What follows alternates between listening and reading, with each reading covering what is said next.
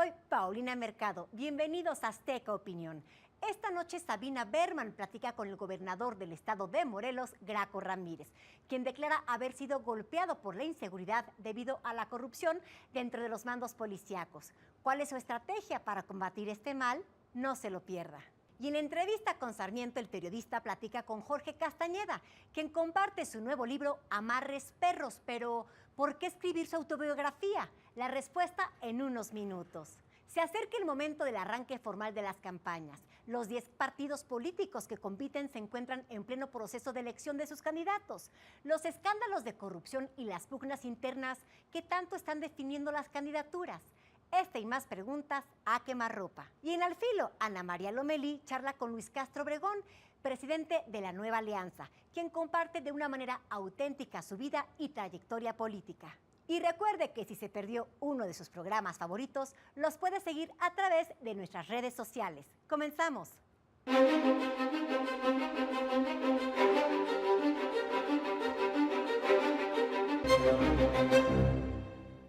Lo que decidimos fue empezar un modelo policial para tomar el control de las policías a nivel estatal. A ustedes les vienen a ofrecer seguramente lo mismo que a mí me ofrecieron. Yo dije que no. Ustedes tienen que decir que no. Nos cuesta más un joven en la cárcel que un muchacho con una beca.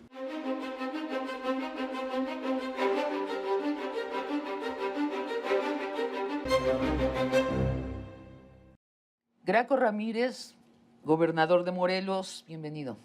Muchas gracias, Sabina, por la invitación. Buenas noches. Buenas noches. Graco, has dicho que recibiste hace 2 años un narcoestado. Prometiste que lo ibas a limpiar.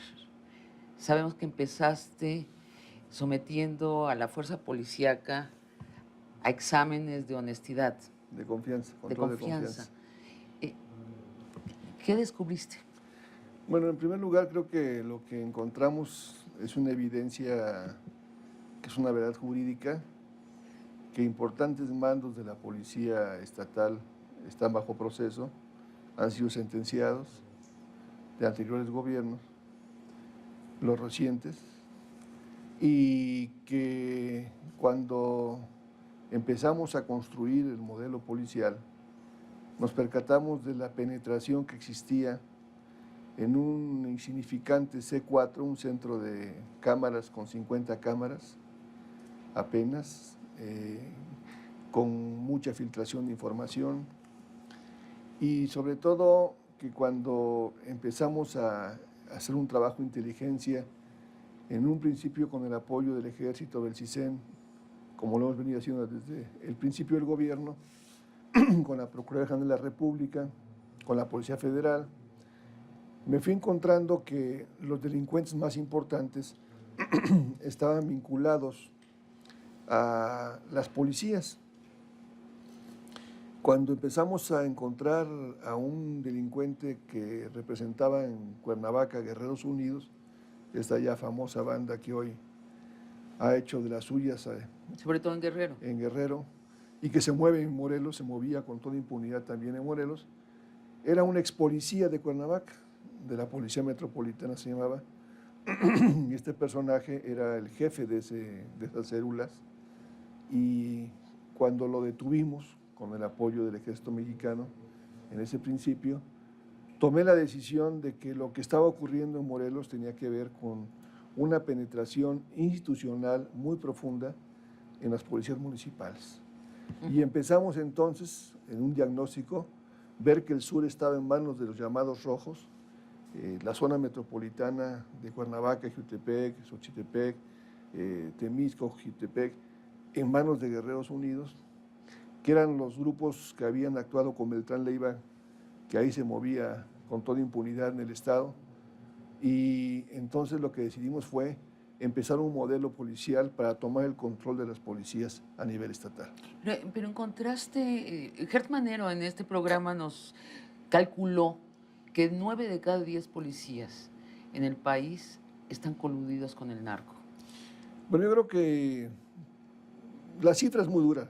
Yo creo que lo que he dicho por Alejandro es muy duro, pero efectivamente cuando tienes policías en municipios pagados con 3,000 pesos al mes, policías en el estado que ganan 7,000 pesos al mes, policías que no tienen ningún servicio, ningún apoyo, que los vehículos tienen que mantenerlos ellos.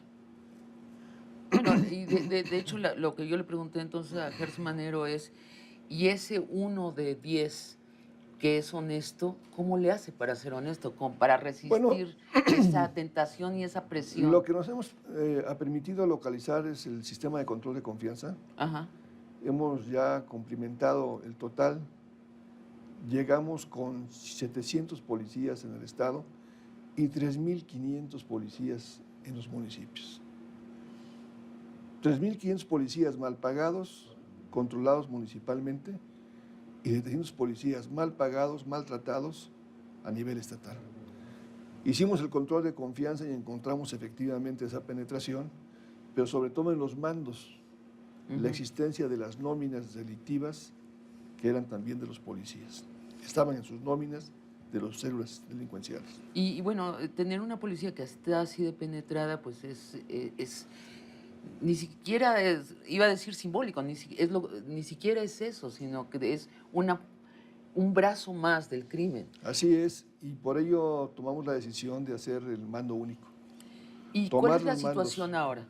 Diferente. Hemos bajado los indicadores, asumimos el mando de todos los municipios casi en el estado ya, el 96% de la población está bajo este esquema de mando ¿Subiste único. los salarios? Subimos salarios a 13,000, 14,000 pesos, capacitamos a los policías, los hemos entrenado, los hemos preparado, hicimos ¿Los examinan 3 cuarteles. periódicamente? Sí, periódicamente, y sobre todo la situación patrimonial, los reunimos con sus familias, les hemos dado una propuesta de que ellos son tan importantes como el maestro en la escuela, como el médico en el hospital, para cuidar a la sociedad del policía, Ahora, valorarlos como tales. Cuando fuiste candidato, decías sin ninguna timidez que los exgobernadores de Morelos habían estado coludidos con el narco, incluso algunos habían sido capos del narco. Ya estando... Amigos de los capos, muy cercanos. Amigos de los capos. Estando ya en la gubernatura, ¿lo sostienes? Lo sostengo. Y yo mismo fui invitado por algunos personajes que informé inmediatamente al secretario de Gobernación, que está clara la información en manos del CISEN, de personajes importantes que me plantearon llegar a un acuerdo con los grupos delincuenciales. ¿Te ofrecieron Me ofrecieron un pacto? que ellos bajaban secuestro, delitos del fuero común, no habría violencia, a cambio de dejarles operar a ellos con libertad todas sus actividades ilícitas. Y primero que nada te quiero preguntar, ¿cómo se te acercaron? Bueno, pues, estando en una comida con mi familia, con Elena, con mis hijos, estábamos personajes ahí, yo me salí... ¿En un restaurante? En un restaurante. Ajá. Y entonces salí yo al baño y se me acercó este personaje y ahí fue cuando me abordó y me planteó que yo iba a tener un poco más de cuidado, que eran 300 gentes muy bien armadas, que querían llegar a un acuerdo conmigo, que yo no perdiera el tiempo en enfrentarlos, que había ocurrido todo lo que ha ocurrido en Morelos y se podía controlar si había un acuerdo. Dije que yo no sé de qué me hablaba ni tenía que hacer acuerdos con nadie. ¿Y lo llamas personaje? ¿No puedes decir su nombre? No, porque es una manera de tener el cuidado suficiente y la claridad de cómo estamos haciendo las investigaciones. ¿Y es un criminal o es No, un son personajes personaje? aparentemente respetables. O sea, es un político. Políticos y algunos llamados empresarios. Y algunos gentes de la comunicación. ¿Por qué ese pacto no, Graco? Porque si lo haces, entonces yo voy a defraudarme a mí mismo, Sabina, por toda la lucha que yo di anteriormente como ciudadano y como representante, como diputado y senador, y porque entonces volver a repetir la historia que ha vivido Morelos. Hoy hay claridad de que el gobierno no está coludido, que el gobernador mantiene la firmeza, y esto lo dije a los propios mandos policíacos ahora. A ustedes vienen a ofrecer seguramente lo mismo que a mí me ofrecieron. Yo dije que no, ustedes tienen que decir que no, Porque antes ustedes decían que sí, porque el de arriba decía que sí. Entonces ahora no se pueden justificar, ¿eh? Al que yo sorprenda diciendo que sí, se va a ir al bote. O sea, Y con mucha severidad, porque es doblemente delito, siendo servidor público, asociarse a la delincuencia y siendo policía sobre todo. claro, claro, pero un pacto en donde el narco dice, yo cruzo con mi marihuana rumbo a Estados Unidos y no la vendo aquí, y no hay secuestros, no hay robos, no hay asesinatos. No, que no la venda. Ellos sí se establecieron un control a partir de una penetración muy fuerte estructuralmente en políticos, en candidatos, en presidentes municipales, en familiares de presidentas y presidentes. Empezaron a ser constructores en muchos municipios. Les pedían a cambio de todo esto tener el director de policía ellos, proponerlo ellos.